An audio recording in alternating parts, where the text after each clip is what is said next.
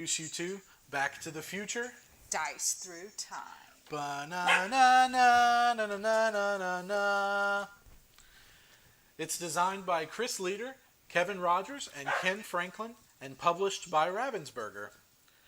This cooperative dice game plays 2 to 4 players, ages 10 and up, in about 45 minutes to an hour, and it's available at Target in the US for $29.99, available in the UK, and localized Italian and Spanish versions will be available in Italy and Spain later this year.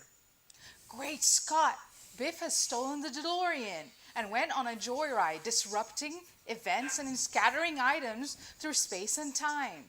In this cooperative dice game, players each control a DeLorean, rev up to hit 88 miles per hour, and work together to help Doc and Marty repair the space-time continuum by resolving events and returning items to their rightful place before paradoxes can unravel the very fabric of the universe. Whoa, this is heavy. The board here represents 4 distinct timelines that players will move through. We have 1885, 1955, 1985, and 2015. Each timeline has a coordinated color. Event cards will come out at the beginning of each round that players will have to complete in order to gain items. The items are set up along the side of the board here, and they belong in a specific location and time, and we have to return them there in order to win the game. If players can return all of the items for their chosen difficulty level to the correct spaces, then they win. But the out of time tracker will be moving along this track, and if it ever reaches the game over space, then everyone has been erased from existence and we all lose. So each player will take their DeLorean, which is color coded to the specific timeline, and their color of dice. The dice determine the actions that a player can take on their turn. Each player board also has a guide for the actions that appear on the dice.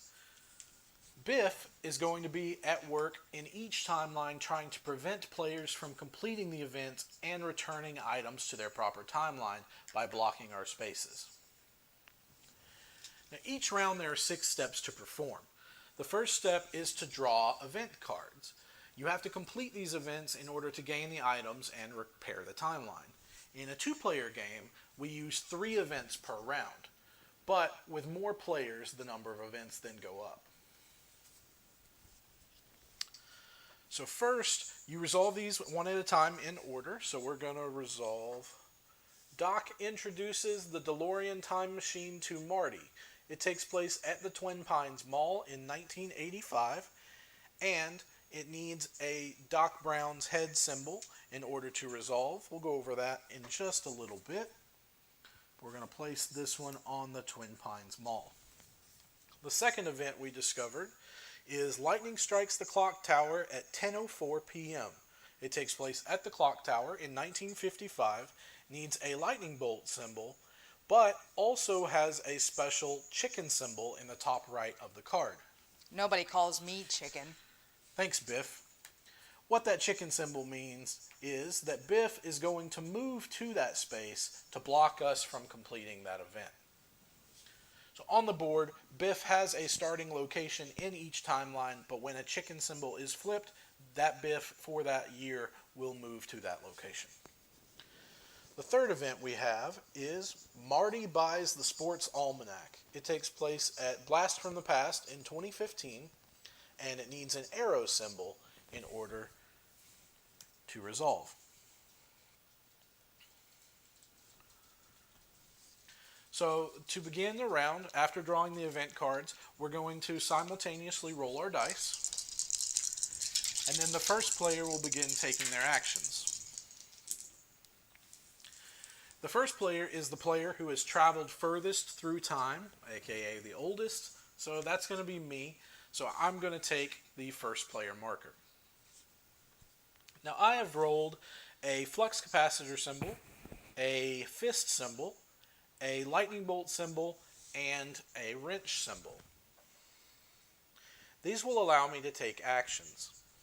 So the flux capacitor symbol, which I rolled here, allows me to, I can spin this die, in order to move to the same location in any other year.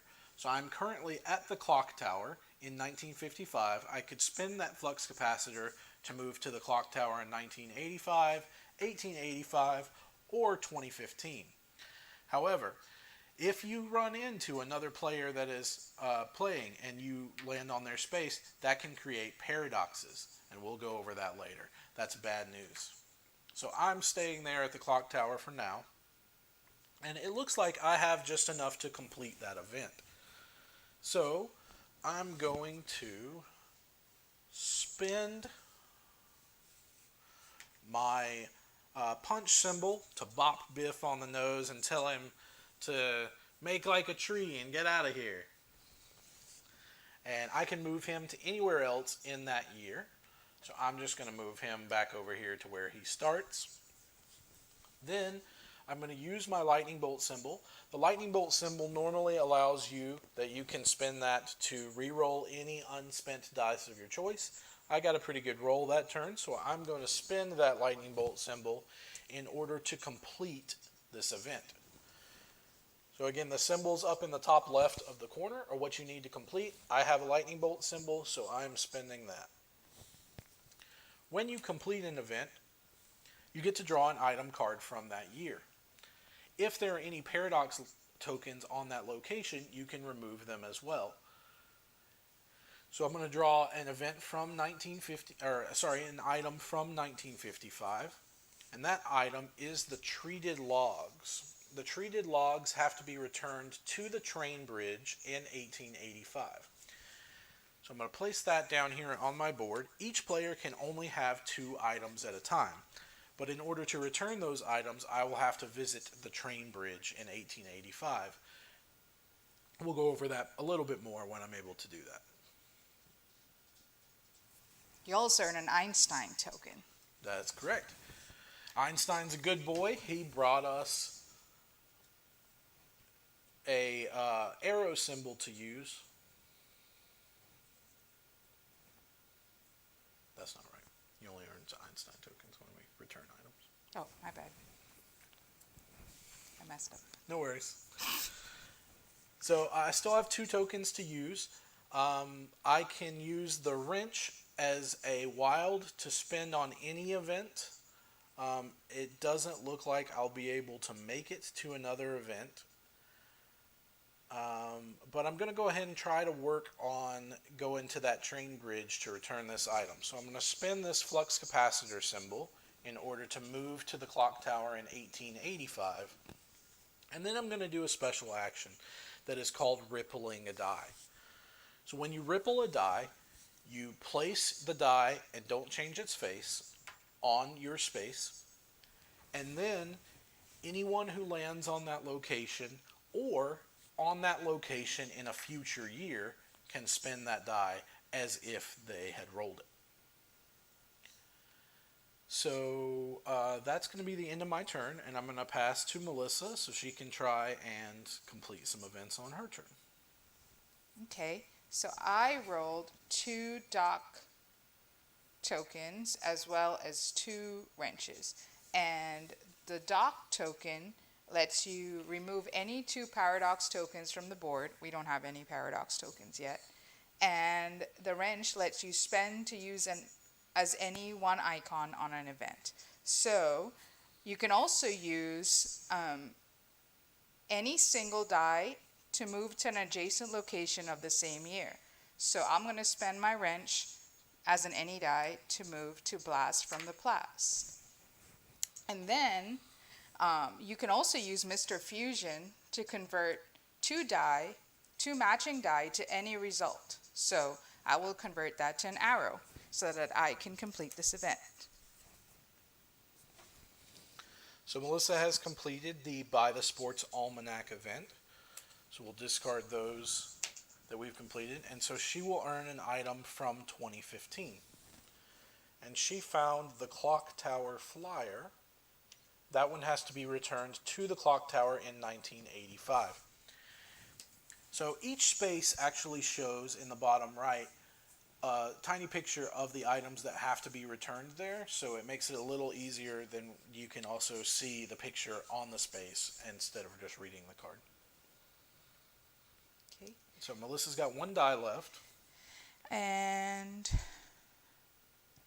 there's nothing really I can do with one wrench, so I guess I will set up for next turn and spend it to go to the Skyway, so maybe I can get a flux capacitor next turn and move to a different year.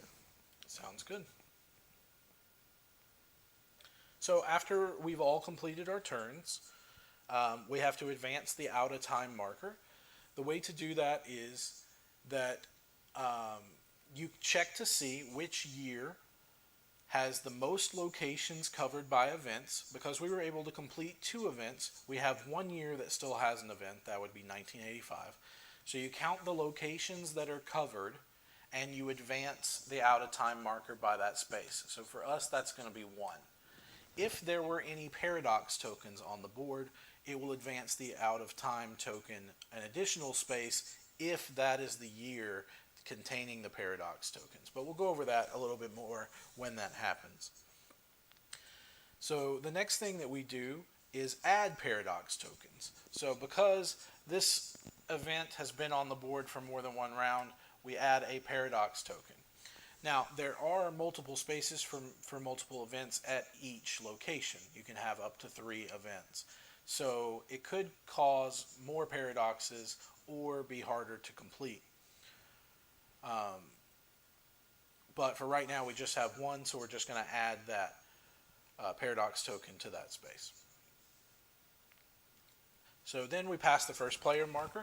So Melissa's going to set her DeLorean up to 88 miles per hour, and then we'll begin a new round by drawing 3 new events. So we'll resolve these in order. The first event is a showdown with Mad Dog Tannen in 1885 at the saloon. It needs a fist symbol to solve. Biff is already there blocking that one. And then we've got Old Man Peabody is visited by a spaceman in 1955 at Peabody Farm. It takes a wrench and a lightning bolt to solve. And our last event is a special event. So sometimes you'll run into special events that are yellow background like this. They are kind of ongoing events for that round, and they will have a special effect. So this one is called I Hate Manure. It says, after rolling, players may move Biff to any location in his year. That's going to be good for us, especially if I want to complete that saloon event. So I'm just going to set this up here so we know it's ongoing for this round. And then after we roll our dice, which is right now, we can move Biff wherever we want to in each location, in each year. So because nobody used my rippled die, I'm going to go ahead and take that back, and then we roll our dice.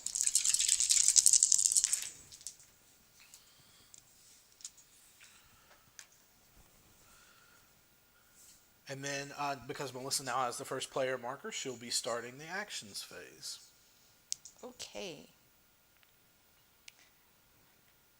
Well, I could spend one of my lightning to re-roll my die, because I really want to go to the same location in a different year using the flux capacitor. Or, because I rolled 2 of the same, I could use Mr. Fusion to create a flux capacitor. So I think I'll do that. I'll create a flux capacitor so that I can move to Twin Pines Mall, and then I can spend a Doc Martin head to complete this event. So she spent a Doc Brown head in order to complete Doc introducing the DeLorean time machine to Marty. We'll put that in the discard pile, and then she gains an item from 1985. In 1985, the item that she got was the mind-reading helmet. Must be returned to Brown's mansion in 1955. So that's her second item that she's carrying. So she could still solve events. She just won't gain items for that. It would still be useful to create, to help stop the paradoxes, but she won't be able to hold an item, so she might want to return those items first. Because she completed the event at that location, she also gets to remove the paradox token there. And I have a fist, but I can't use it, so I guess I will leave it here just in case. Oh, and we forgot the global event too. So we're going to move this Biff off of that saloon to make that event easier to solve, and the rest of them aren't on events, so I think we're fine there. We were supposed to do that when we rolled our dice, but that's okay to do now since it didn't affect her turn.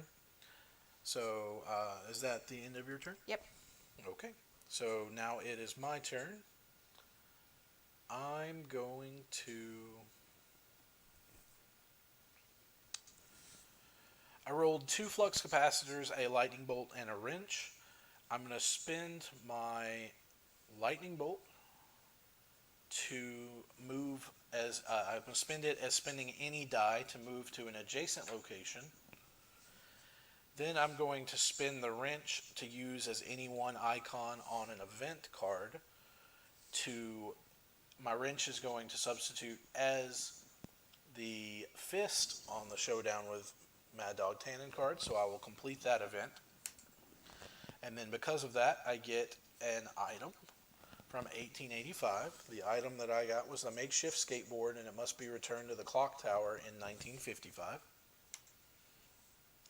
And then I'm going to use one of my flux capacitors to move to an adjacent location, and the other flux capacitor to move Biff off that location. So you can, now that I'm at the train bridge, I can return the treated logs. You cannot return the treated log. You cannot return any item if Biff is blocking you or if there are any events on that location. So the reason I had to use my 4th die is to move Biff off that location. So I'm going to return the treated logs to the train bridge. And now Einstein gives us some little help.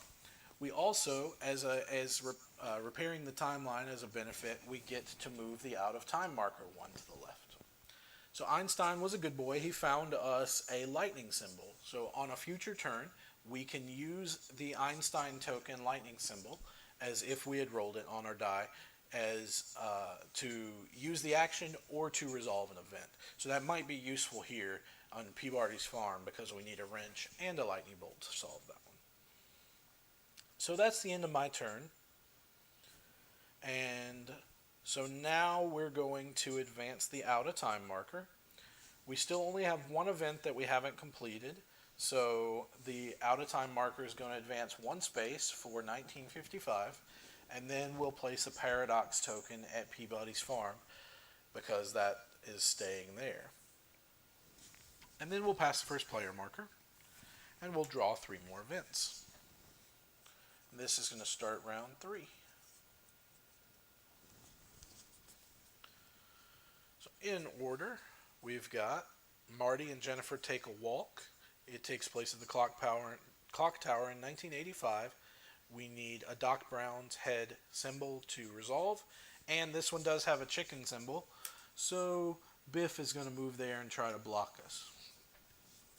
The second event is the skateboard chase in the courthouse square. It takes place at Lou's Cafe in 1955. Needs a wrench symbol to solve and has a chicken symbol, so Biff's going to block that event as well. This round got pretty tough for us.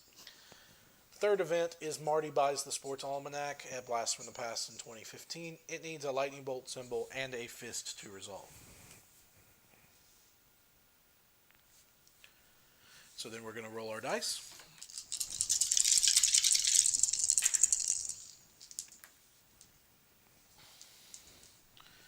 And this round I will be going first. Hey y'all. Yep.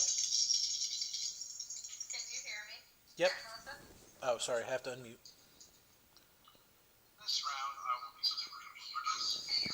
Yep, we can hear you. So